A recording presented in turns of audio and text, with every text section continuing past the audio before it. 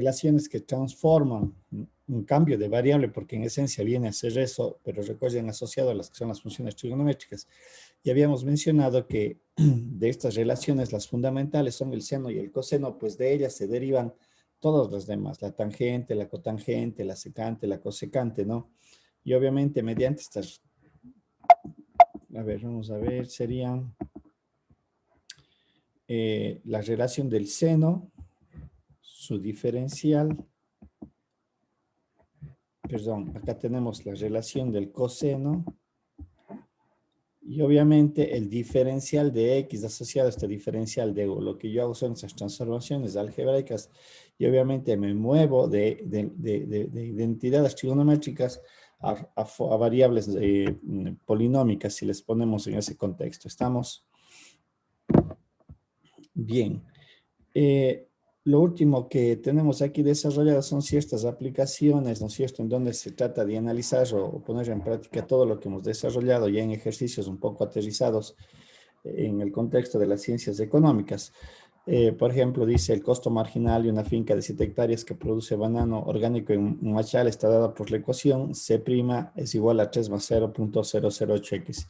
Automáticamente, o más bien ustedes en el contexto del problema saben que el C', la función de esta ecuación matemática, me representa el costo marginal. Obviamente lo que me pide el problema es encontrar la función de costos. Si los costos fijos de la finca son de $240, aquí hay una información en este primer párrafo, ¿no es cierto? Al referirme que hay costos fijos, ustedes recuerdan que los costos fijos, ¿cuáles son?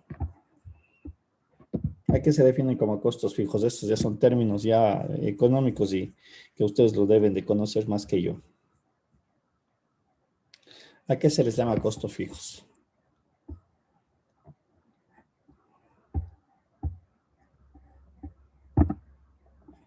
Angie, Carlos, Cintia, Dani, Evelyn. A los costos que no dependen de la producción. No es cierto. Por ejemplo, ¿cuáles podrían ser? Como el arriendo. El arriendo, ¿no es cierto? El arriendo de una bodega, de un terreno, etcétera, etcétera. Entre algunos que se debe de establecer, ¿no es cierto? Entonces, ahí hay una información bien importante. Recuerden que les había mencionado cuando nosotros aplicamos el concepto de la integral, encontramos esta solución general, la cual está asociada a la famosa constante de integración, y ahí es donde debo de capturar esta información. Lo siguiente me dice, ¿cuánto costará producir 500 cajas con banano en un mes? Sé si las cajas con banana se venden a 6.50 cada uno, ¿cuál es la utilidad? Si las cajas con banana se venden a $6.50 cada uno, ¿cuántas cajas se deben producir para maximizar su utilidad? Determine el incremento de utilidad que hay que obtener, maximizando la producción a 875 cajas mensuales, y determine el incremento de utilidad si el volumen de ventas es incrementado de 500 a 675 cajas mensuales. Empecemos del numeral A, ¿no es cierto? Lo que me pide es encontrar la función de costo. Ahí tenemos la relación matemática que me permite hallar o determinar esta parte del problema. Un segundito.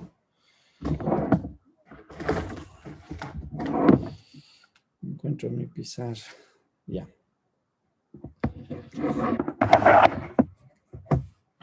Entonces, obviamente, os recuerden, el C'.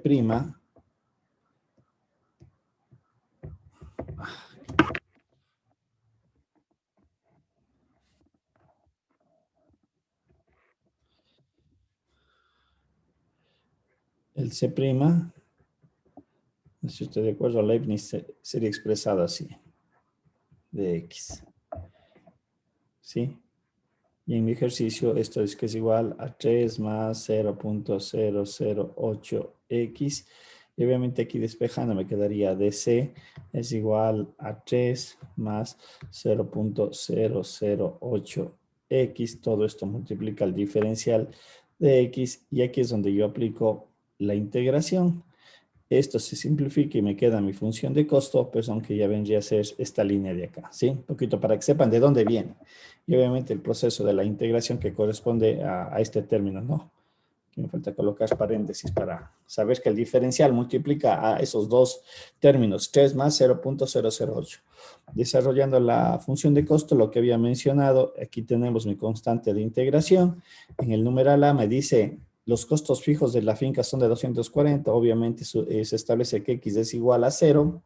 Como alguien ya mencionó, son costos que no dependen de la producción. Y obviamente es 240. Esto me permite, al momento que hago la sustitución, me quedaría 240 es igual a C, con X igual a 0. Por lo tanto, sabemos que la constante de integración vale 240. Recordemos lo que habíamos dicho, solución general, solución particular. ¿Sí? Estamos bien, el numeral A está resuelto y a partir de esto en realidad se desarrolla lo que le sigue al problema. ¿Cuánto costará producir 500 cajas con banano en un mes? Entonces, evidentemente, la función de costo establecida anteriormente, ¿sí? Le evalúo ahí con que X igual a 500 y al final me sale que producir 500 cajas me resulta los $2,740. ¿Sí? Es ya mi modelo matemático en base a las características establecidas en la solución particular. El numeral C, si las cajas con bananos se venden a 6.50 cada una, ¿cuál es su utilidad? Entonces, obviamente recuerden ustedes que la función utilidad es la función de ingreso menos la función de costos, en este caso expresada, ¿no es cierto?, mediante esta relación, donde la función de ingreso vendrían a ser los 6.50 dólares por cada caja, ¿no es cierto?, pues las cajas o las unidades producidas, que en este caso son X. Ya, la utilidad vendría a ser en este caso sustituir las 500 cajas que se producen y obviamente ver cuál es mi utilidad. Mi utilidad dice que es 510 dólares en el ejercicio o unidades monetarias, lo que estemos considerando como unidad en el caso de la función de costo, de utilidad y de ingresos. Estamos, como ven, el problema ya va siendo de una sola aplicación y si vemos prácticamente el problema o el modelo estuvo resuelto acá, lo que le continúa es el análisis de acuerdo a las cosas que me van pidiendo el ejercicio. Dice, si las cajas comunes se venden a 6.50 dólares cada una, ¿cuántas cajas se deben producir para maximizar su utilidad?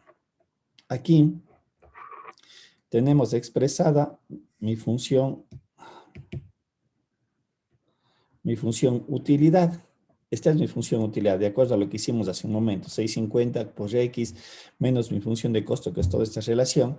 Y lo que me pide es maximizar mi utilidad. Y para maximizar mi utilidad, lo que yo voy a aplicar es el concepto de la derivada. Si ven, si yo saco la derivada, me da esta relación, le igualo a 0 porque es el concepto de optimizar.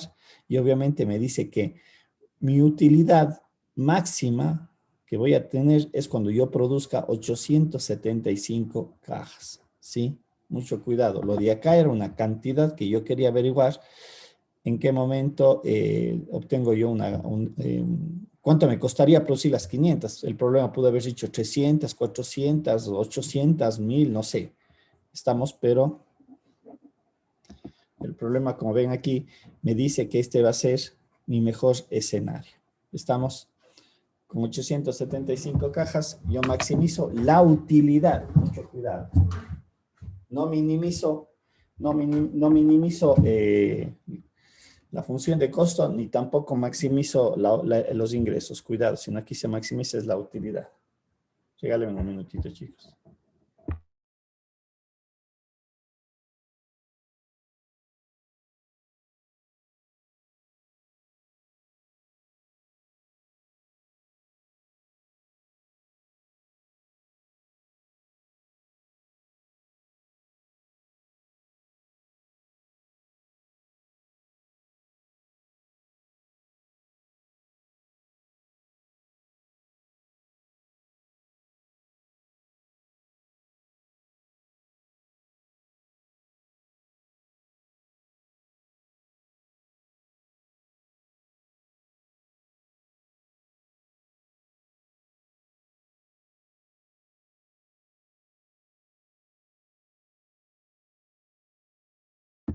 A ver, Listo, ¿no? Entonces hay que tener presente lo que me pide el problema, ¿no? Sobre todo en este ejercicio, como ven, hemos mezclado la integral y a la vez hemos vuelto a utilizar el concepto de la derivada, ¿sí?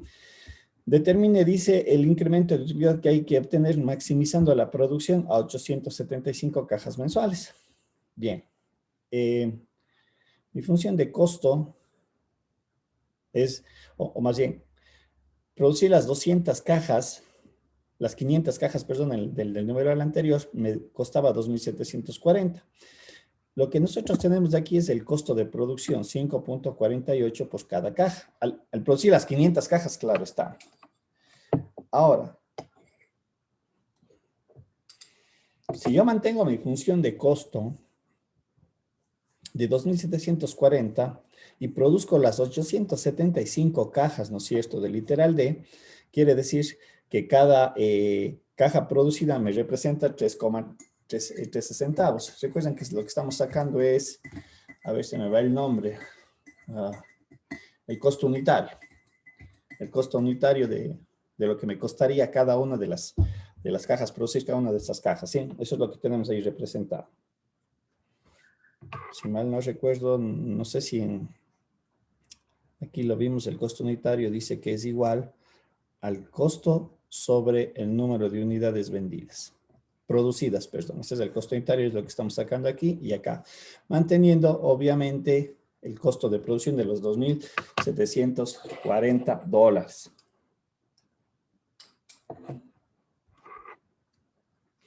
Sacando una relación de variación, lo que estamos entendiendo ya en esa expresión última que está, en la que está aquí representada, perdón, a ver.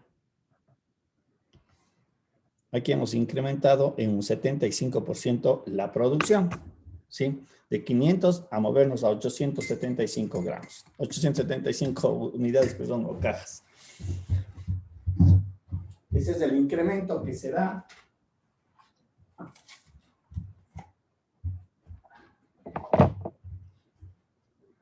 o que estamos analizando. Bien. Como estamos manteniendo, qué tontera, yo no sé por qué dejo de escribir y se chuma esto ya. Analizando nuevamente mi función de costo, mi función de utilidad, como el costo estamos manteniendo, mi ingreso de 875 cajas va a ser los 5.687,50. Mi utilidad, evidentemente, se incrementa. Recuerden que anteriormente le sacamos en 510 para este escenario de 500 unidades. Para 875, reitero, manteniendo el costo de producción, resulta que es 2.947. ¿Sí? Eso vendría a ser la utilidad al incrementar las 875 cajas. Dice, determina el incremento de la utilidad si el volumen de venta es incrementado de 500 a 675 cajas. Igualmente, hacemos algo similar. Los costos unitarios, ¿no es cierto?, con el mismo costo de producción en 500 y 675. Aquí dice que hemos incrementado un 35%. Y obviamente aquí tenemos que mi utilidad es de 1.645. El incremento de la utilidad. Y este es el último numeral que nos pedía encontrar o analizar el ejercicio, ¿no es cierto? ¿Sí? Para este escenario. No sé si hay alguna pregunta en el desarrollo del ejercicio. Como ven, reitero, la integración es la parte matemática del problema. Hasta aquí. Todo lo demás en el desarrollo de este ejercicio ya son conceptos de aplicación, ¿no? De términos utilizados para resolver el ejercicio, para identificar el ejercicio, para analizar el ejercicio. Pero esta es la parte fundamental, porque reitero, esto es la ecuación diferencial que yo estoy modelando. El C' de x es igual a 3 más 0.008x.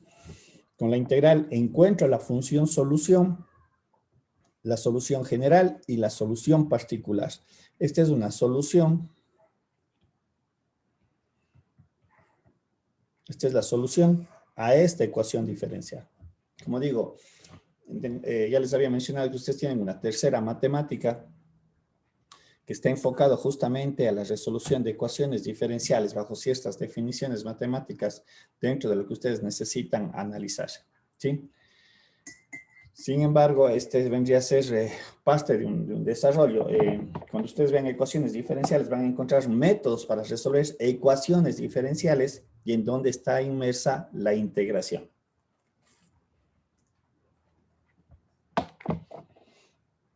Ya que las ecuaciones diferenciales también tienen ciertos métodos, ciertas características que deben de cumplirse matemáticamente para aplicar ciertas técnicas. Van a encontrar ecuaciones diferenciales de primer orden, de segundo orden, de n orden, etcétera, etcétera, en donde obviamente se incluyen la primera, la segunda, la tercera derivada, como digo, ya son modelos matemáticos, o una parte de la matemática que entiendo ustedes lo analizarán más adelante. Pero las herramientas que van a utilizar son la derivación y la integración. Eso sí, o sea, son lo que se requiere o lo que se necesita. ¿Preguntas? ¿Alguna duda?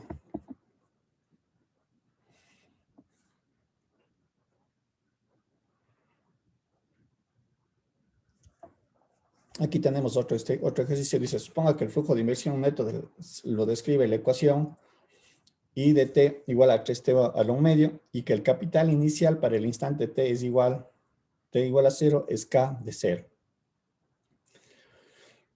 ¿Cuál es la trayectoria de tiempo del capital K al integrar IT respecto al tiempo? Aquí directamente se está aplicando la integral sobre esta función de inversión, flujo de inversión, que entenderíamos que es la razón de cambio, si le definimos de esa manera, ¿no es cierto? Es una variación descrita por este modelo matemático.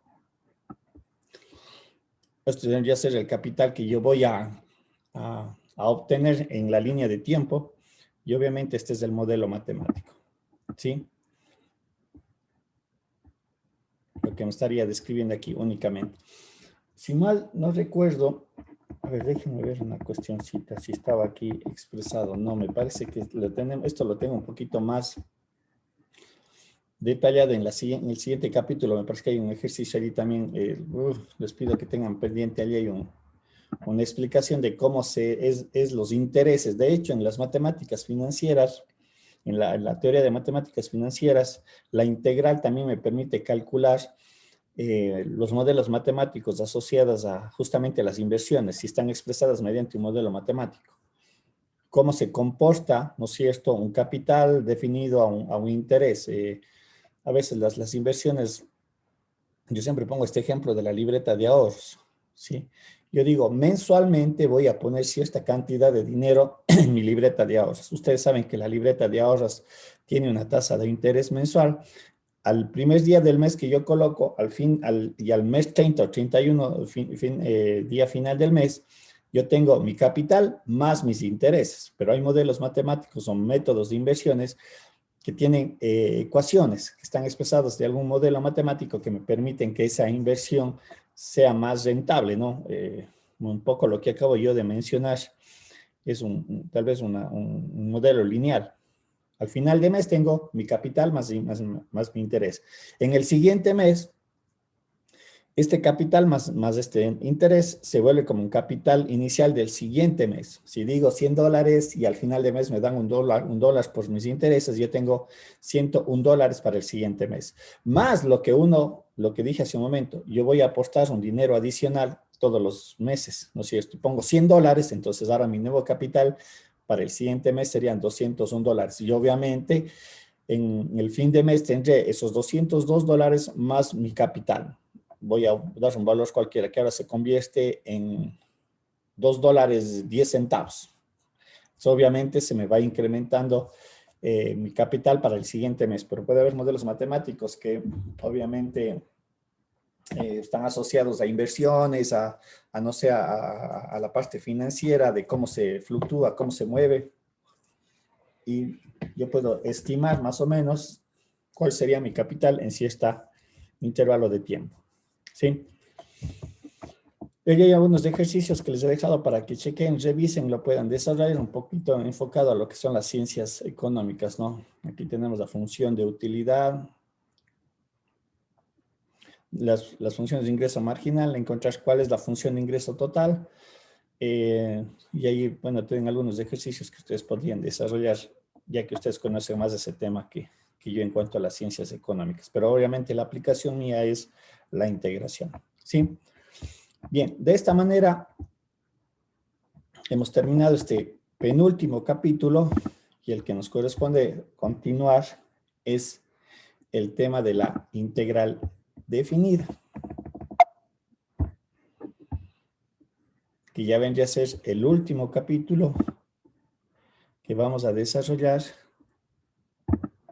y van a ver que es muy similar a lo que vimos con la derivada. Recuerden que nosotros contextualizamos la derivada, la definición formal es el límite, la derivada es un límite, sacamos las reglas de la derivada de la potencia, la derivada aplicando las reglas de la cadena, la derivada de funciones trigonométricas, y luego fuimos a las aplicaciones que obviamente con la derivada nosotros analizábamos una función determinando su representación gráfica, definiendo máximos y mínimos, concavidad, puntos de inflexión, etcétera, etcétera.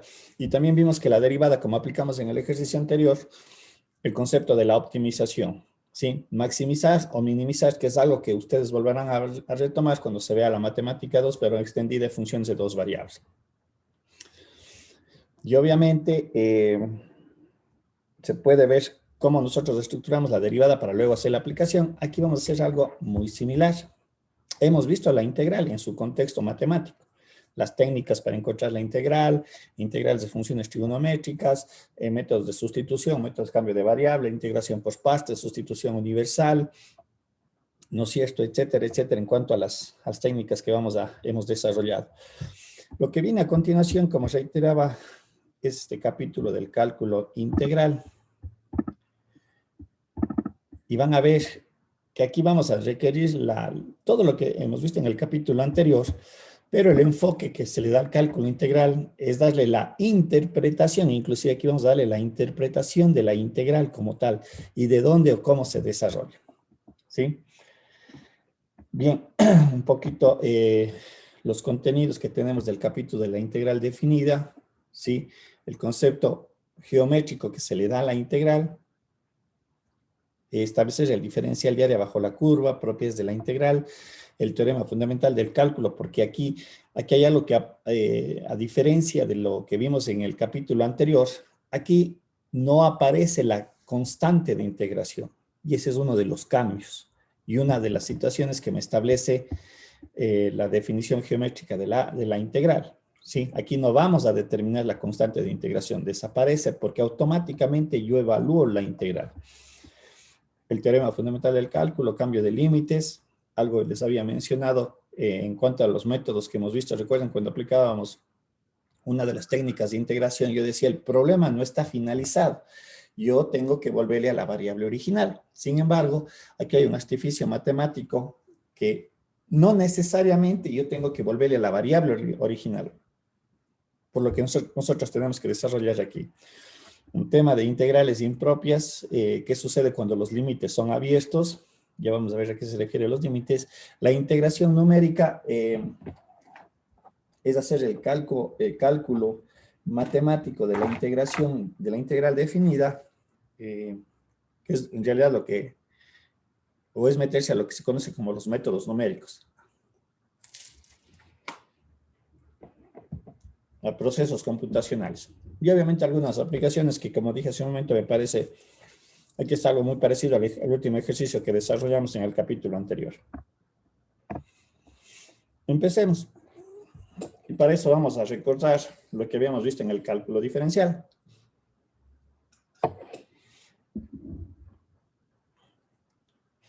Nosotros en el momento que analizamos la derivada, le dimos una interpretación. Y esa interpretación fue que la derivada evaluada en un valor del dominio, su resultado, su f' evaluada, se entendía que era la pendiente de la recta tangente de ese valor evaluado en la derivada. Es decir, cuando yo doy este valor a, perdón,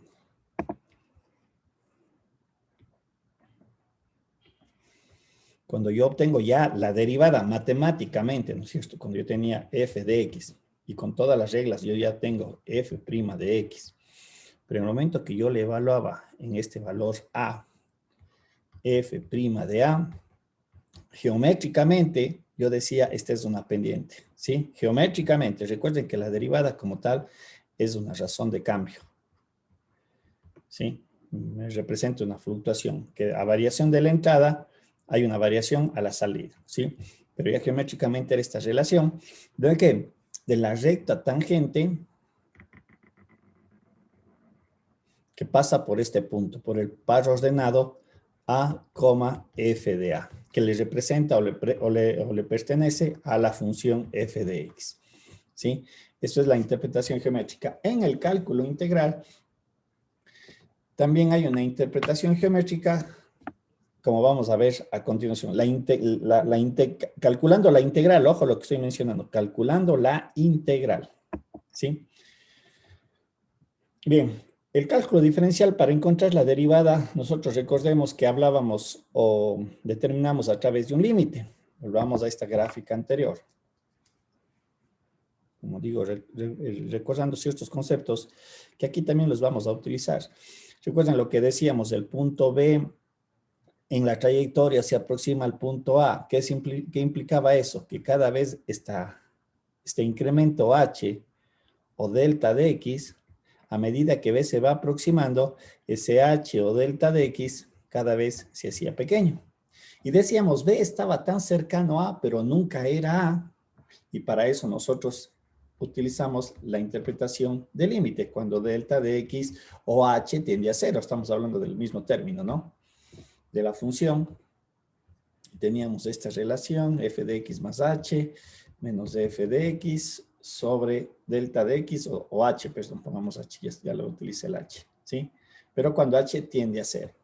Por lo tanto, en la derivada, el desarrollo de la derivada como tal es consecuencia de un límite. Vamos a ver que en la integral también aparece un límite por la siguiente consideración que vamos a realizar, ¿sí? Aunque obviamente no tiene nada que ver con la derivación. Mucho cuidado, pero van a ver por qué se requiere un límite debido a las consideraciones geométricas que nosotros vamos a utilizar para establecer el cálculo de la integral, o bien conocido como la integral definida. Un aspecto bien importante que ya hemos determinado es que la integral y la derivada como tal son operaciones contrarias u opuestas, ¿no es cierto? Como la suma, la resta, eso ya que lo habíamos mencionado anteriormente. Listo. Empecemos con el cálculo integral y sobre todo la interpretación que le vamos a dar.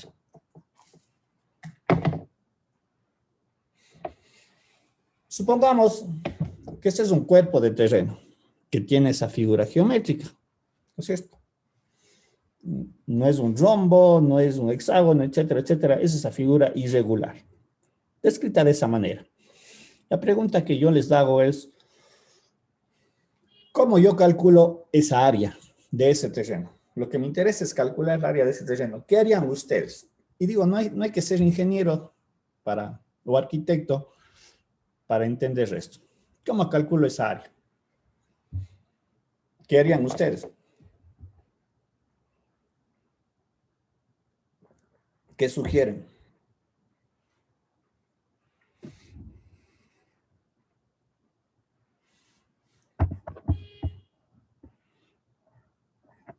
Alguien que me dé alguna idea.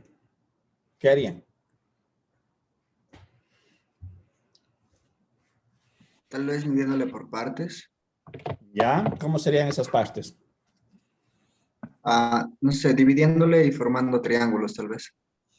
Ya, ¿no es cierto? Entonces, lo que entiende usted me dice es, muy bien, haciendo triángulos, entonces lo que haría sería esto. ¿Está bien? Hoy disculparán el triángulo mal hecho. Dile. Algo así, ¿no es cierto? ¿Estoy bien? A ver si pongámosle este de acá, sí.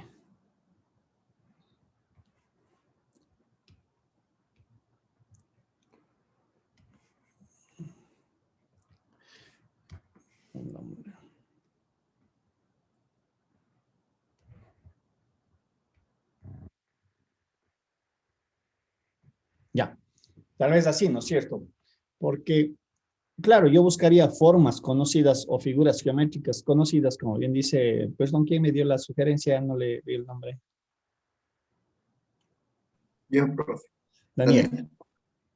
Formas conocidas porque nosotros geométricamente, como bien conocemos, por ejemplo, en el caso de un triángulo, yo puedo determinar la área de ese triángulo con la fórmula básica. Base por altura sobre 2, ¿no es cierto? Donde esto es mi base y obviamente esto me representa la altura. Y yo sé que una vez que determino el triángulo geométricamente, yo puedo trazar sus respectivas perpendiculares y ya defino esta área de aquí, área 1, ya lo que estoy haciendo son construcciones geométricas, defino la altura de este triángulo, sería mi altura 2, igualmente aquí le construyo trabajando la perpendicular, mi área 3 y tenemos mi área 4. Y efectivamente, de esta manera yo puedo calcular o determinar la área de mi figura principal, ¿no? Utilizando estas formas geométricas conocidas y básicas, que no es nada del otro mundo. Justamente lo que tengo aquí descrito, encontraría el área 1, el área 2, el área 3, el área 4, y obviamente mi área total de mi figura, o de mi terreno, es la suma de esas áreas. Lo que hemos conocido, ¿no es cierto?, es mediante la construcción de figuras conocidas y aplicando las relaciones de las fórmulas geométricas que nosotros conocemos. Por lo tanto, como nuevo, no hay nada en esto de lo que estamos desarrollando, ¿sí? Obviamente es lo que yo tengo que determinar qué figura geométrica voy a utilizar, sean triángulos, pueden ser rectángulos, pueden ser sectores circulares, dependiendo de los linderos del terreno, como puse como ejemplo en este momento, que están definiendo ese terreno. ¿Estamos bien?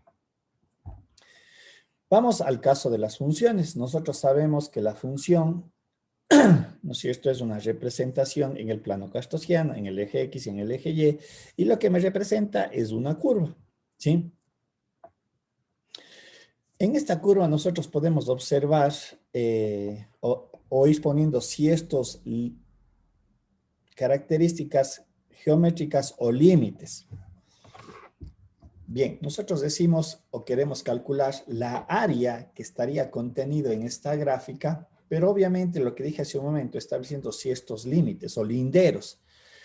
Por ejemplo, un lindero entendemos que es el eje X. El eje X. Vamos a ver, esto es bien. Tenemos las rectas X igual a, la que está aquí descrito, la recta A y la recta B. Y nosotros podemos ver que aquí yo tengo, como en el caso anterior, un cuerpo de terreno, por entenderlo así, que está descrito de esta manera.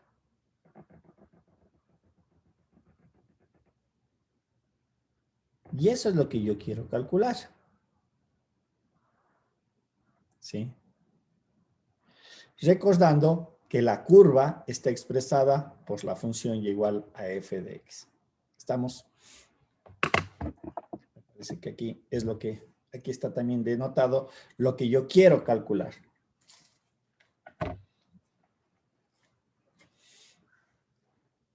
Y aquí no es que se vuelve más complejo, más bien aquí es lo que yo tengo que tratar de determinar qué figura geométrica yo podría utilizar de tal manera de simplificar el cálculo matemático de la área contenida bajo estas características que se han descrito. El eje X, esa recta X igual a, esa recta X igual a B, y obviamente la que me describe la curva y igual a f de x. Y aquí lo que vamos a utilizar van a ser la figura geométrica de rectángulos.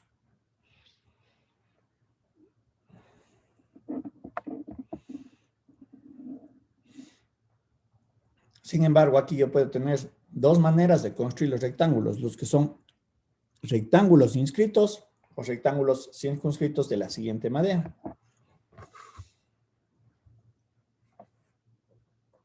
Los circunscritos serían aquellos, como podemos ver aquí, esta es mi función y igual a f de x, cuyo rectángulo sobrepasa a la función. Y los inscritos son los que están debajo de la función, inmersos debajo de la curva.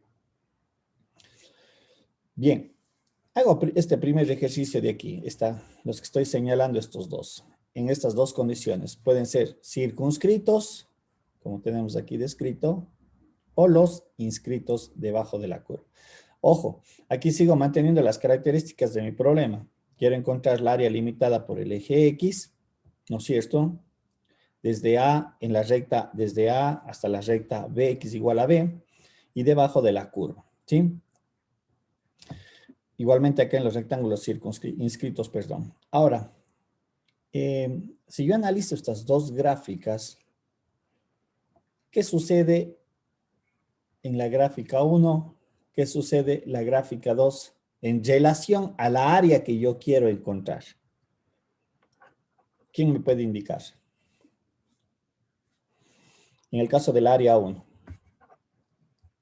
Mi área es esta, ¿no? Pero yo voy a utilizar rectángulos como están descritos allí. Reitero, acá esta es mi área que yo quiero calcular. ¿Qué sucede en la figura 1 y qué sucede en la figura 2? ¿Qué podríamos analizar? Con respecto al área real.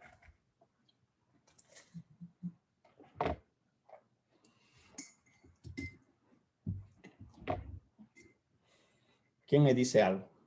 ¿Qué es lo que ven ustedes?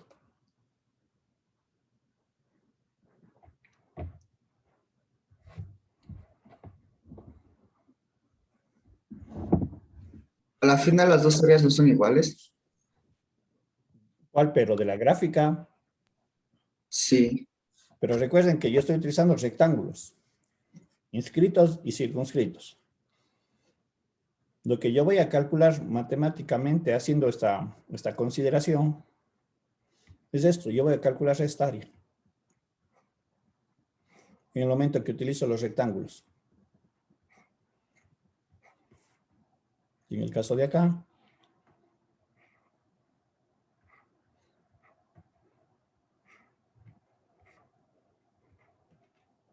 pero a mí me interesa es la área que está en línea roja. Pero si ustedes ven en el caso de los rectángulos, dígame, le escucho. Oh, en la primera entonces habría que quitarle un poco del área y en la segunda aumentarle un poco de área. Ya, correcto.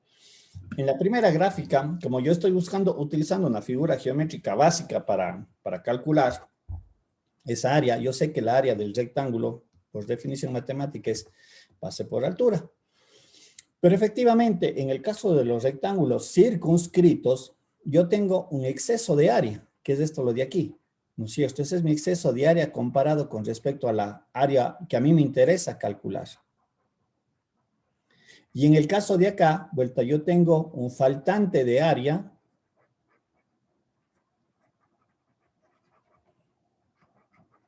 que debería yo también de considerar. Si ustedes ven en la gráfica 3 y en la gráfica 4, lo que yo he hecho a continuación es incrementar el número de rectángulos, porque es la misma figura geométrica, son las mismas condiciones, límite con el eje X, límite con el eje X, perdón, el límite con el X igual a A, con el X igual a B y obviamente la función. Pero si se observa en esta gráfica 3 y 4, hay una reducción de estas áreas excesivas en los rectángulos circunscritos. Este error, que se conocería de esa manera, se reduce. Y lo mismo sucede acá. Este faltante de área comienza a ser cada vez menor. ¿Haciendo qué? Haciendo una mayor cantidad de particiones. Y ojo que esta idea de una mayor cantidad de particiones, como vamos a ver más adelante en las relaciones, es lo que hace que la integral definida también se me convierta en un límite. ¿Sí? Porque si ustedes observan, las la base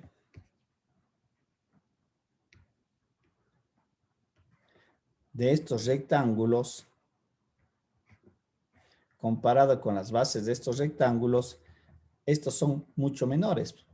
Los que yo, en el momento que yo comienzo a hacer una mayor cantidad de particiones. En ambos casos. ¿Sí? Entonces, si ven, a medida que yo siga haciendo una mayor cantidad de particiones, mi aproximación al área conocida se va a ir mejorando. Acá se va a reducir el error, va a ir reduciéndose ese exceso de error, y acá se va a ir reduciendo ese faltante de área. ¿Sí? En estos dos casos, en los cuales he considerado cómo yo construyo los rectángulos, sean circunscritos o inscritos. ¿Sí? Bien. Déjenme ver, yo tenía hecho un... Aquí podemos ver aplicado a mi ejercicio. Yo tengo aquí rectángulos circunscritos. Aquí tenemos solamente dos áreas. Acá he hecho una mayor cantidad de rectángulos circunscritos también. Estamos...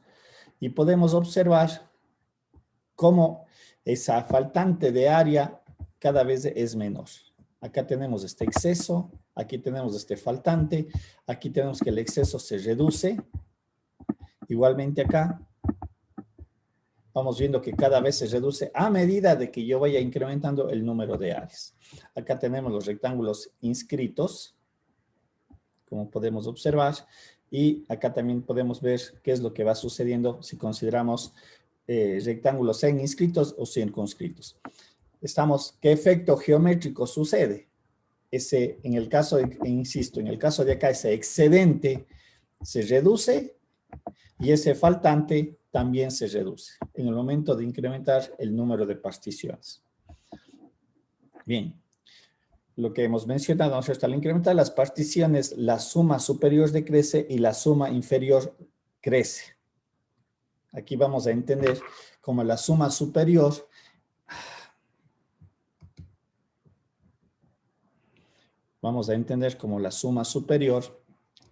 a estos excedentes de área que yo tengo aquí, y a la suma inferior, ¿no es cierto? Se refiere a que esta área encontrada es menor a la área real. Aquí la suma superior, la suma superior le voy a colocar de esta manera, es mayor a la área real, y la suma inferior es menor a la área real. ¿Cuál es la área real? La que está contenido debajo de la curva, bajo las características que hemos establecido. Este concepto de evaluar la integral justamente es lo que se conoce como la integral definida de f de x establecida en un intervalo AB. Esa es la interpretación geométrica de la integral bajo esta idea matemática de que ahora hay un intervalo de integración. En lo que vimos anteriormente era sin un intervalo de integración. Era el concepto de la integral indefinida que me daba la solución general y obviamente yo encontraba la solución particular. De hecho, en la integral indefinida yo encontraba una función matemática. En la integral definida yo lo que voy a encontrar es la evaluación de esa integral en un intervalo AB. ¿Sí?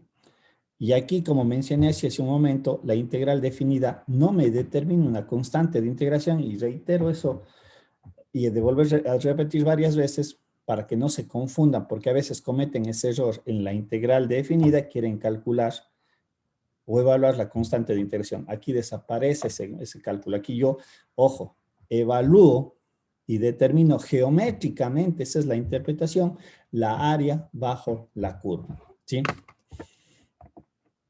Bien. Obviamente, para encontrar la integral o evaluar o calcular la integral definida, de hecho, para evaluar la integral como tal, hay ciertas características que debe cumplir la función, como es cuál, que sea una función continua en el intervalo cerrado AB, ¿sí? La partición de un intervalo AB es un conjunto de puntos de la red en el dominio X tal que se cumple ¿qué cosa? Que X es igual a sub 0, X1 va a ser menor a X2, X2 menor a X1, etcétera. El X sub n va a ser menor a todas las, va a ser mayor, perdón, a todas las anteriores. Esto igual a B. ¿Qué es lo que estamos diciendo? Aquí es donde se dan las particiones.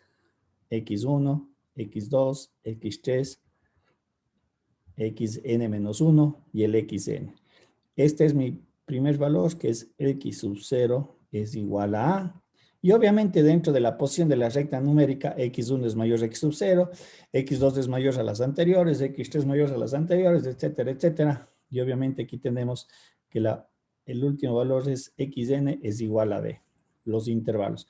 En este intervalo es donde yo hago las particiones. ¿Sí? Y obviamente en estos intervalos son los que yo voy construyendo los rectángulos que hemos mencionado, sean inscritos o circunscritos. Esta es una manera de desarrollar geométricamente el área bajo la curva. Matemáticamente ya vamos a ver que el resultado, y vamos a ver con ejercicio, el resultado de una misma función utilizando rectángulos inscritos o circunscritos, en realidad me da el mismo valor numérico. ¿Sí? Bien. ¿Cómo entender ahora para hacer un cálculo numérico utilizando esta construcción? Inscritos y circunscritos. Al hablar del diámetro, lo que nosotros estamos refiriéndonos es a la partición, a la base. ¿Sí? Un poquito para entender de pronto, el diámetro siempre lo hemos utilizado nosotros en la circunferencia, no se refiere a eso, sino es la partición. Y se entendería como la mayor distancia entre dos puntos consecutivos de la partición. ¿Sí? Es la diferencia. Lo que tenemos aquí descrito. XY menos XY sub U menos 1. ¿Sí? Ahora, aquí es donde les va a pedir que tengan mucha atención en lo siguiente. M sub I mayúscula y el M sub I minúscula, como nosotros podemos observar, me va a representar las alturas de los rectángulos. Porque la base en ambos casos es exactamente lo mismo. Esta parte de aquí no cambia, sean rectángulos inscritos y circunscritos. Pero la altura sí tiene una connotación y es la siguiente. Por eso digo, presten atención aquí, porque es muy importante. Voy a hacer un poquito claro. Esto aquí es X sub I. A ver, pongamos otro color de... pongámoslo en blanco.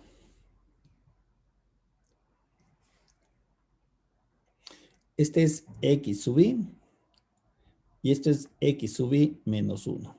Igualmente acá, esto es X sub I y esta es la posición X sub I menos 1. ¿Sí? Son los dos intervalos en donde yo hago la partición.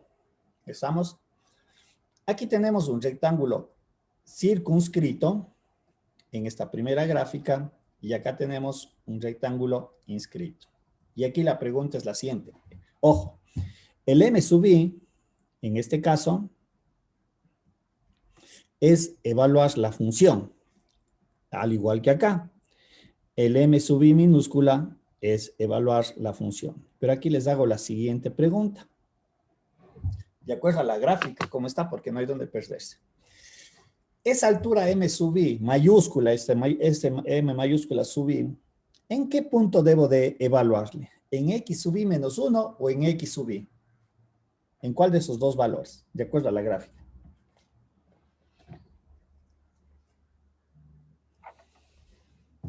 ¿En qué punto?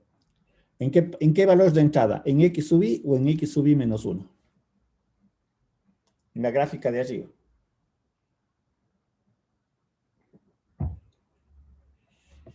X sub I. X sub I, correcto. Sobre todo para el ejercicio que vamos a hacer a continuación. X sub I. En tanto, el M sub I minúscula, ¿en qué punto debo de evaluar para calcular esa altura en M minúscula?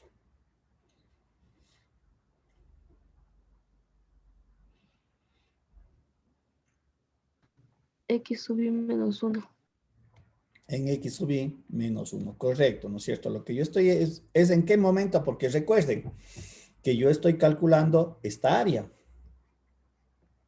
Y esta área es base por altura. ¿Cuál es la base? La base es la partición, la diferencia entre x sub i menos x sub i menos 1. Y la altura es m sub i. Estoy cumpliendo el cálculo de esta área sub i en un rectángulo circunscrito. Y en el caso de acá, igualmente lo que calculo es esta área en donde su base sigue siendo lo mismo que lo anterior. Eso no cambia. Por eso yo decía hace un momento, la base no cambia. X sub i menos 1 por la altura m sub i minúscula y obviamente este me permite calcular esta área sub i.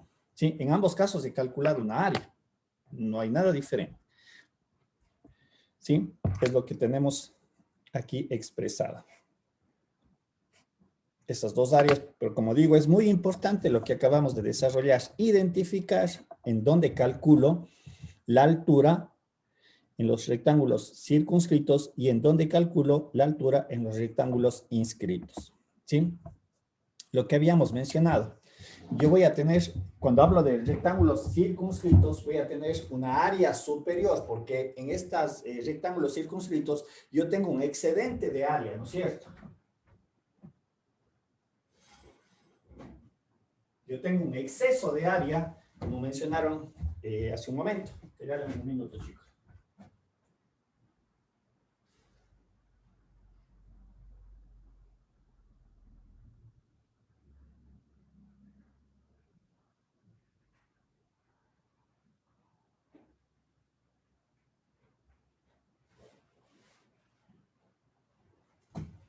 ¿Estamos? Y esa suma, o el resultado de esa suma superior, justamente es lo que tenemos aquí expresado en este término. Perdón. Sería borrar. Sería el primer rectángulo circunscrito, entre el intervalo x1 menos x sub 0 y por la altura m1 más el rectángulo circunscrito entre el punto x2 y menos x, m2, ¿sí? Es decir, sería, voy a ponerle aquí en esta misma gráfica.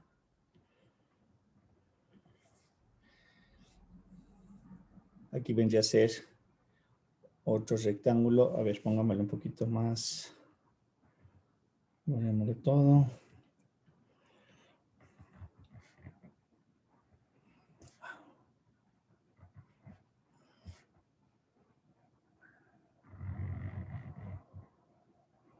¿Sí?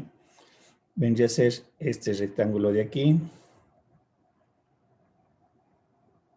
Tenemos este otro rectángulo. No necesariamente las particiones son iguales. Entenderíamos que este es del x sub 0, este es del x1, este es del x2, el x3, etcétera, etcétera. Sí, entonces lo que yo estoy calculando es este m1, luego calculo este m2, luego este m3, etcétera, etcétera. Y lo mismo... Ojo, y este me va a dar mi suma superior. La suma superior representada con estas rayitas arriba, ¿sí? De la función y de las diferentes particiones que yo voy teniendo, ¿sí? Y en realidad todo esto yo le puedo expresar como una sumatoria. Sumatoria de todas las áreas. Área 1, área 2, área 3, etcétera, etcétera, etcétera. Que vendrían a ser las relaciones que están aquí descritas, ¿sí? Y la suma inferior... que estamos expresándola mediante la S, pero con este rayado inferior, ¿no es cierto? Que vendrían a ser las de M1, X1, X2, al igual que en el caso de la gráfica, corresponderían estos rectángulos. Este rectángulo de aquí, este rectángulo de acá, donde aquí nuevamente voy a tener si esto es de x sub 0, este es de x1, este es de x2, x3, etcétera. Pero obviamente recuerden cómo estaban determinadas las alturas en estos casos, ¿sí? Y la suma inferior, ahorita sabemos que es la área o el valor numérico en donde todavía me falta un poco más de área para llegar al valor real, ¿sí? También puede ser expresada como una sumatoria, ¿sí? De las áreas inferiores, área 1, área 2, etcétera. Y es evidente que la suma inferior es menor o igual, en mejor de los casos, a la área superior. Obvio, no hay, aquí gráficamente no hay donde perderse. O sea, no no hay, vamos a ver una cuestioncita aquí también en el ejercicio anterior, en la gráfica anterior. Sí, aquí tenemos mi suma superior y evidentemente se puede observar que esta área de arriba es mayor al área de abajo. O sea, no hay ni dónde perderse gráficamente. ¿Estamos? A eso se refiere. En mejor de los casos, estas dos áreas van a ser iguales. ¿Sí? Estamos. A ver. Listo. Y aquí es donde justamente nosotros vamos a ver que la integral también es consecuencia de un límite. ¿Sí? Porque en el momento que yo comienzo a incrementar el número de particiones, perdón un ratito, aquí he repetido lo mismo.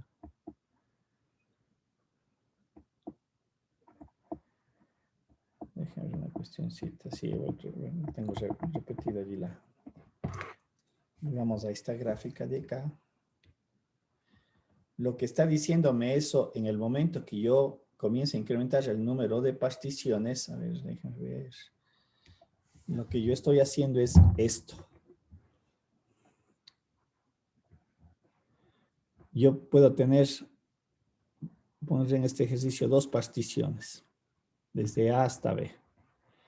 Pero lo que comienzo a hacer es incrementar el número de particiones de esta manera. No es que se incremente el intervalo.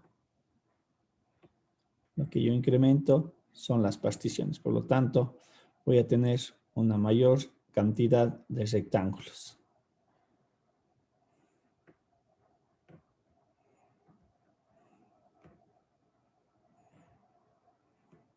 ¿Sí? Lo mismo sucede acá. Voy a tener una mayor cantidad de particiones, sean en los rectángulos inscritos o circunscritos, que esto aplica para los dos.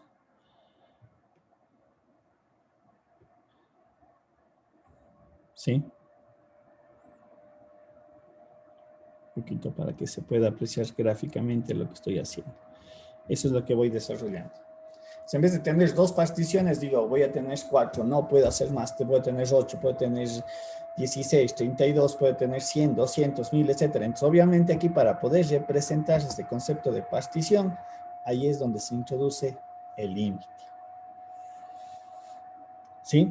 Y obviamente, aquí es donde yo introduzco la partición delta de x, que inicialmente nosotros habíamos visto que eran elementos, los puntos siguientes, ¿no? De acuerdo a la recta numérica.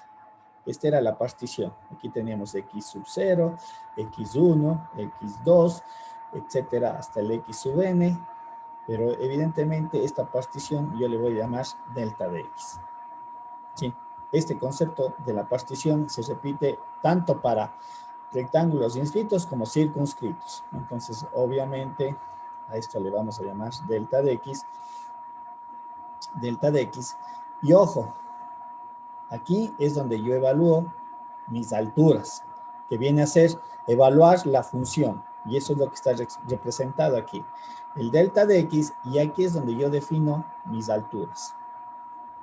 Los f de sub i, cuando sean rectángulos inscritos o circunscritos. Y ya van a ver aquí en el ejercicio que vamos a hacer a continuación lo que había yo mencionado hace un momento. Recuerden lo que les dije, el m sub i es de evaluar en f sub x y el m sub i es de evaluar en el f de x sub i menos 1. ¿Sí? Estas son alturas que están expresadas a través de la función.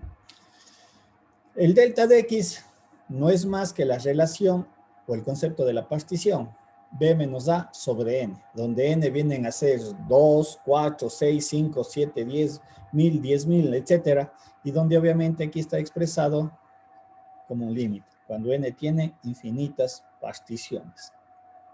¿Sí? Y obviamente aquí son los valores del intervalo superior, intervalo inferior, y obviamente esto me permite determinar el delta de x. Ahora, si nosotros le analizamos, porque es algo que vamos a utilizar más adelante, cuando n tiende a infinito, el delta de x, ¿a dónde tiende? Matemáticamente. ¿Quién me dice? de esa relación. Si analizamos la relación B menos A, B y A son valores conocidos. Sobre N, que N va hacia infinito, el delta de X hacia dónde tiene que ir. A 0. Correcto, hacia 0. Ya van a ver también dónde vamos a utilizar eso, porque digo, son cosas que tenemos que irlas identificando. Y también vamos a ver cómo se transforma mi límite de N tiende a infinito. Van a ver cómo se transforma al límite de delta de X cuando tiende a 0. Y prácticamente eso está analizado aquí en esta relación. Esto es lo mismo de lo anterior. Y veamos aquí un ejercicio de cuando utilicemos áreas inscritas y circunscritas. ¿Cómo sería el cálculo matemático y cómo sería la evaluación a través de un límite? Bien, el caso 1, rectángulos inscritos. Queremos encontrar la área contenida por la función y igual a x al cuadrado, que es esta parábola con vértice en el origen, que dice que está definida por el eje x y la recta x igual a 3. Nuestros límites de integración o nuestros límites de análisis van entre 0 y 3, ¿sí? Lo que está aquí representado gráficamente. El delta de x ya sabemos cómo calcular, intervalo superior menos el inferior sobre n. Esto es una relación que lo vamos a utilizar luego acá. Esto es el delta de x. Y sabemos que el área bajo este concepto es igual al límite de, cuando n tiende a infinito, de la sumatoria de los f de sub i por delta de x. ¿Sí? Recuerden que ¿por qué es sumatoria? Porque nosotros estamos considerando estas áreas bajo este concepto de rectángulos, en este caso, inscritos. ¿Sí? Tenemos algo así. ¿Ya? Bien, ahora hay algo que nosotros ya sabemos a qué es igual el delta de x. Es esta relación, 3 sobre n, pero obviamente debemos de construir las alturas. Y vamos a ir a esta parte. Aquí construimos las alturas. Yo hago una partición infinita, ¿no es cierto? Que tiende a infinito. Ahora, en mi ejercicio muy puntual, yo inicio en 0. ¿Sí? El primer x, el punto x1, de 0 a x1, ¿qué distancia va a recorrer? De acuerdo a la partición. ¿Cuál va a ser esta partición? ¿Cuánto vale? De 0 a x1. Aquí vale delta de x, ¿sí o no? Verán que nosotros estamos trabajando ahorita en x. Le voy a colocar esto. En mi ejercicio dice que va desde 0 hasta 3. Yo tengo que mis particiones vale 3 sobre n. Pero esta es la partición. Pongámosle desde ese punto. Voy a hacer esto. 1, 2. Voy a hacerle una partición medio. Listo, ahí estamos. Supongamos que son infinitas particiones, pero solamente para entender. Yo voy a tener aquí el x1, el x2, etcétera. Este vendría a ser, y recuerden que este es el x sub 0, el igualado a 0. Esto es igual a xn. Y este último o penúltimo punto es el n menos 1. ¿Sí? Lo que yo estaba mencionando es, aquí construyo mi primer rectángulo inscrito. ¿Cuál es la base de ese rectángulo? ¿Cuál es la base de ese rectángulo?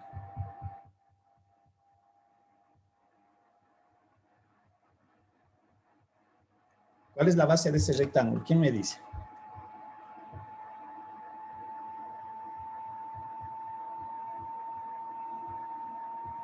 Nadie. Nadie se aventura a decirme algo. La base de ese rectángulo es delta de x. Esa es la base del rectángulo. ¿No es cierto? La base de este segundo rectángulo también es delta de x. Y etcétera, de todos los rectángulos es delta de x. ¿Sí? Recuerden que la gráfica estaría pasando así. ¿Estamos? Inscritos están los rectángulos. Pero ahora lo que a mí me interesa es posicionar cuánto vale X1, cuánto vale X2, cuánto vale X3, etcétera, etcétera, etcétera. Y si ustedes observan, si esto vale delta de X, quiere decir que X1 es igual a delta de X, porque es la primera partición. Ahora, y la posición a lo largo de la recta numérica, X2, ¿a qué va a ser X2 en este caso? Con respecto al origen, porque yo estoy posicionando X2 en la recta numérica. Si ustedes observan, voy a tener delta de X más delta de X, quiere decir que X2 vale 2 delta de X. X3, ¿cuánto va a valer? ¿Quién me dice?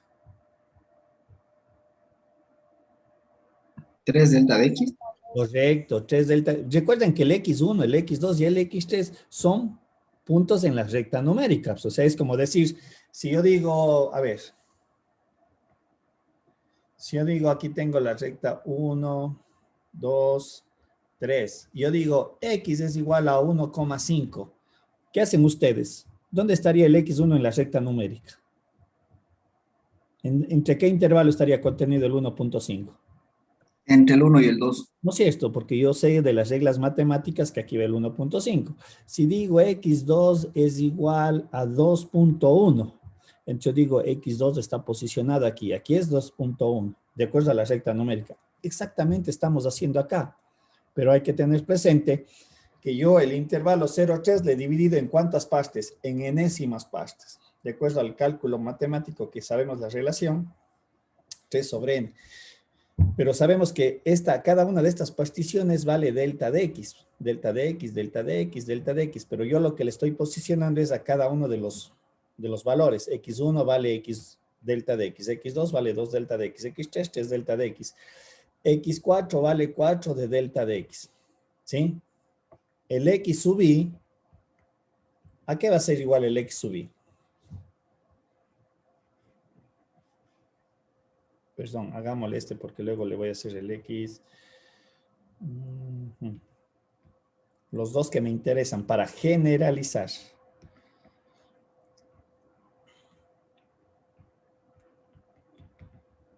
¿A qué vendrían a ser iguales estos? El X y sub i, que viene a ser esta posición, el i menos 1, y esta es la posición i. El X sub i es igual a i menos 1 delta de x. Y el de acá es i de delta de x. ¿Sí? Esas vendrían a ser las posiciones de estos pares, de estos dos valores numéricos a lo largo del eje X. El X sub i menos 1, la posición es i menos 1 por delta de X, y en caso del X sub i es i por delta de X. ¿Sí? Y podemos nosotros verificar. Hagamos cuenta que estamos en el intervalo 15 y 16.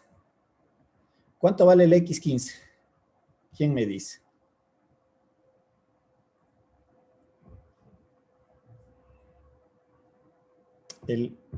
Si esto vale y vale 16, que sería el dato que a mí me interesa, entonces el I15 sería 16 menos 1, vendría a ser 15 por delta de X, y el X sub i 10, y el X sub i 16 viene a ser 16 delta de X. Esa es la posición. ¿Sí? Porque si ustedes restan ahora X sub i menos X sub i menos 1, lo que estoy yo restando es 16 delta de X menos 15 delta de X. Obviamente esto me tiene que dar el delta de X, la base. Me tiene que dar esta base de aquí. ¿Cuánto vale la base del rectángulo? La base del rectángulo vale delta de X. Recuerden que todas las bases de todos los rectángulos valen eso. ¿Sí?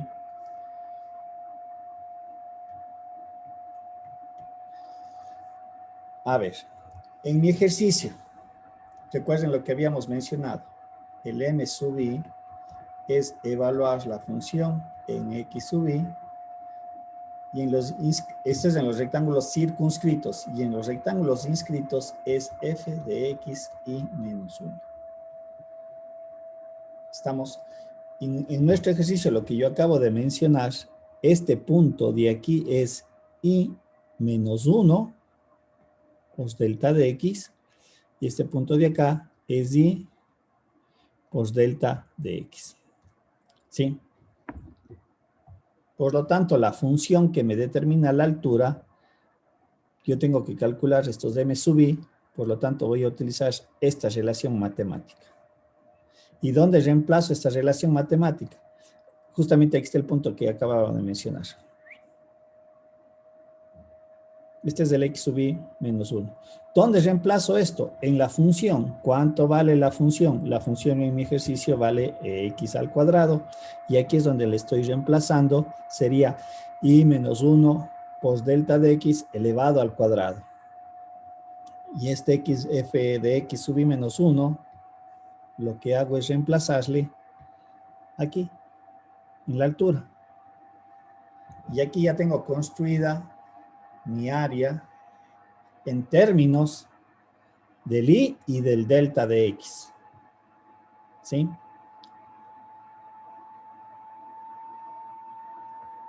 Y obviamente con el condicionante de delta de x es igual a 3 sobre n. Si yo le reemplazo, haciendo ya la parte matemática, le reemplazo delta de x sobre 3 sobre n, tengo esta expresión. ¿Sí? El 3 sobre n, como pueden ver, le saco acá adelante, porque la sumatoria es en i, por lo tanto, este 3 sobre n se entendería como una constante, le saco acá adelante. Y lo que hago a continuación es la sumatoria, distribuirle, como podemos observar aquí en esta sumatoria. Límite de 3 sobre n. Regálenme un minutito, chicos.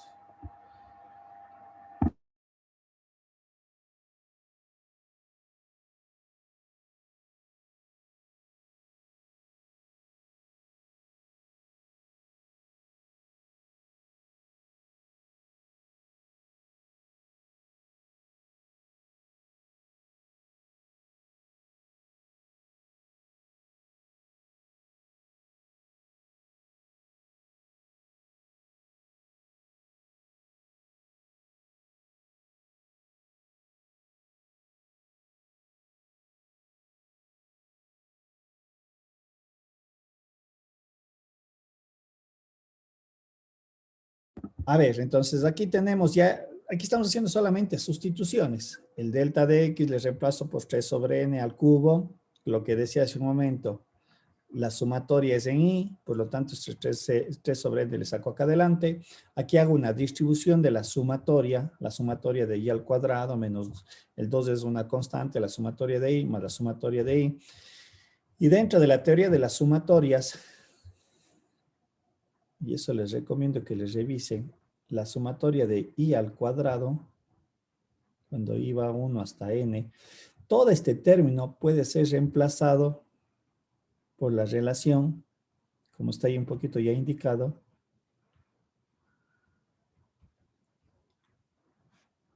sobre 6. Toda esta forma matemática puede ser reemplazada por esto.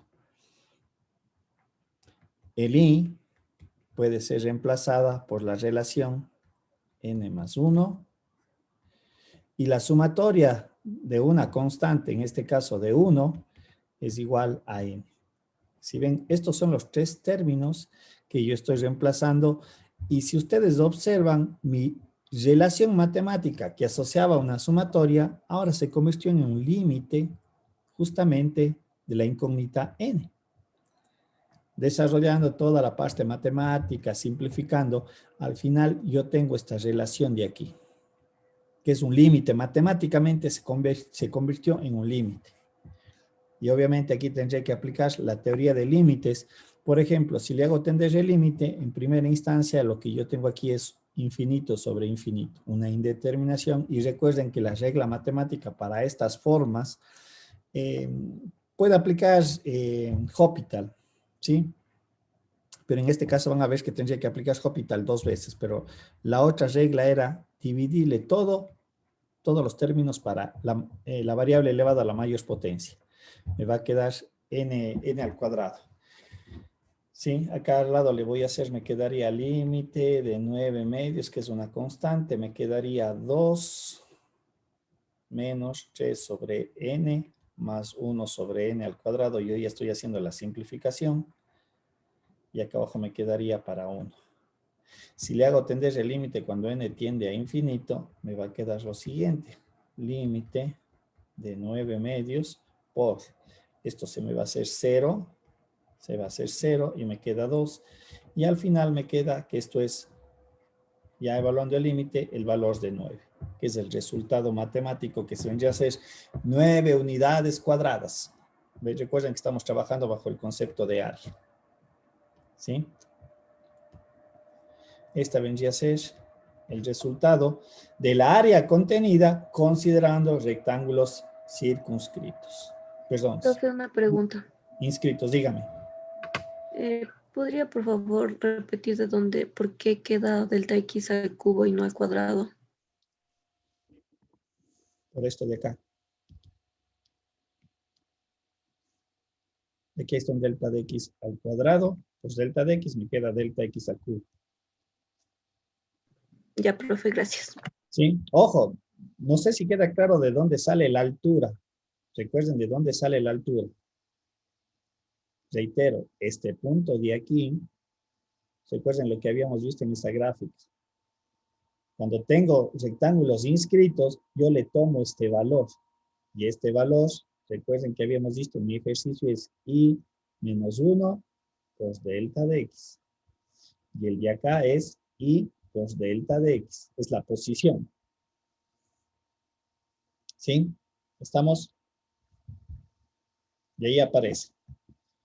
Vamos ahora al otro caso. Utilicemos rectángulos circunscritos como tenemos aquí en la gráfica. Y nuevamente aquí voy a tener esto, voy a tener esto. A ver, perdón, así. Así. Etcétera. Sí, voy a tener todos estos rectángulos circunscritos. Vamos a poner esto. Así, así, así, etcétera. ¿Sí? El delta de x, igualito, no cambia para nada. Esta es la relación matemática que estamos utilizando como en los rectángulos inscritos, donde se va a ver modificada la determinación de la altura. Es justamente lo que acabamos de desarrollar. Yo tengo mi gráfica así. Y mi altura debe de ser evaluada en I delta de X.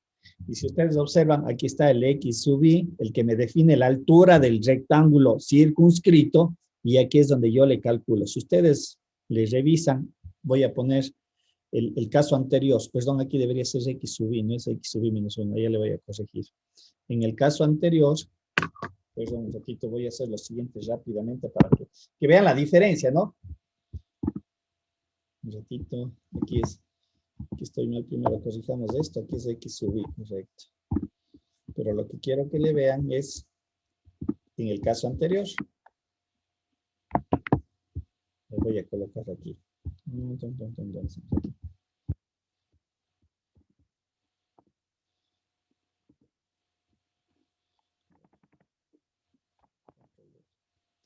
Este es el caso anterior.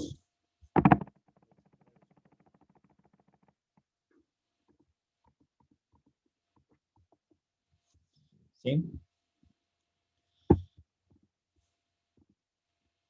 Para que vean las relaciones cómo cambian, nada más, al hablar de rectángulos circunscritos e inscritos. ¿Sí? Aquí, en este punto.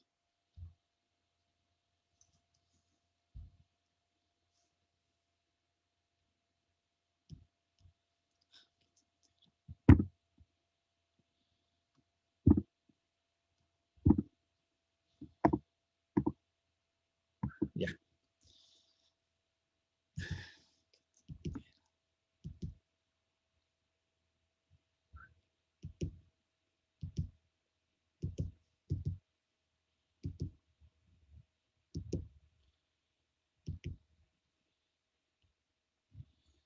¿Sí? Esto era cuando yo tenía rectángulos inscritos. Y aquí es cuando yo tengo rectángulos circunscritos. Si ven aquí, el punto es en este. Aquí es cuando teníamos el rectángulo así y la gráfica pasaba por aquí. ¿Sí?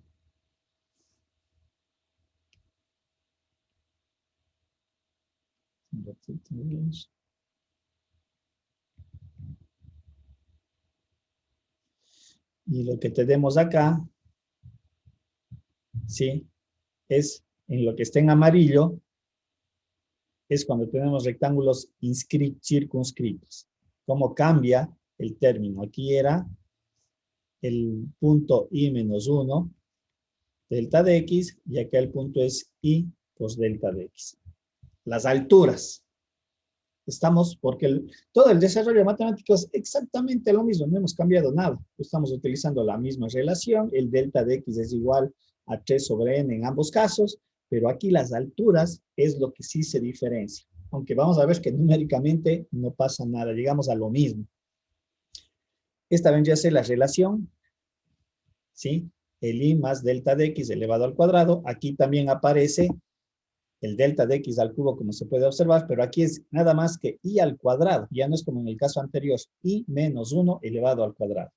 Nuevamente separamos, sabemos que esta relación de aquí ya la había colocado anteriormente, este término puede ser sustituido por toda esta relación que está en corchetes, y nuevamente aquí tengo un límite. Si aquí aplico los límites, tenemos que es una indeterminación, aplico la regla misma anterior, y resulta que el valor también me da los 9.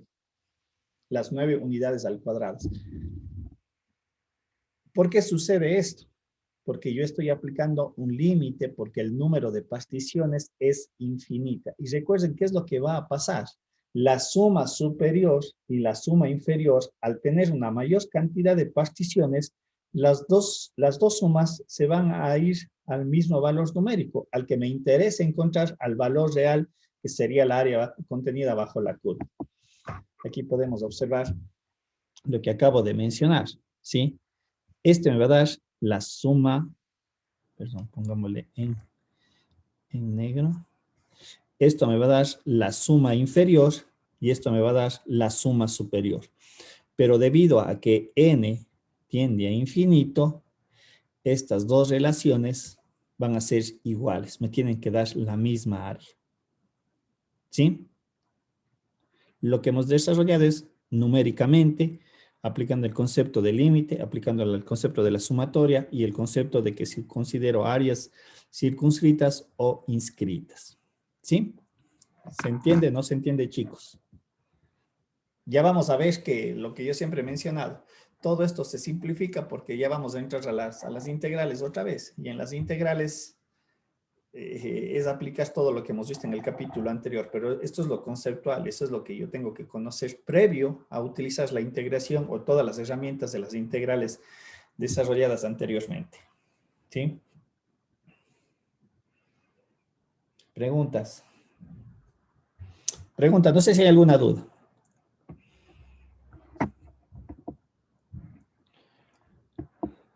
Ya para ir a la formalización de la integral.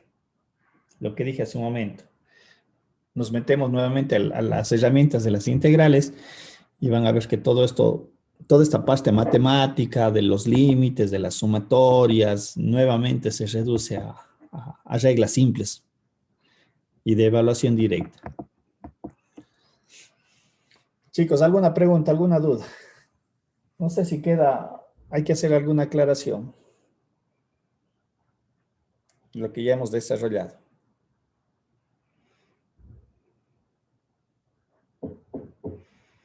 Nada que ver. ¿Todo claro? Todo claro, profe. Ya. Entonces vamos a la formalización de la integral un poquito para ir dejando allí. Bien. Y hemos visto que la integral como tal es un límite.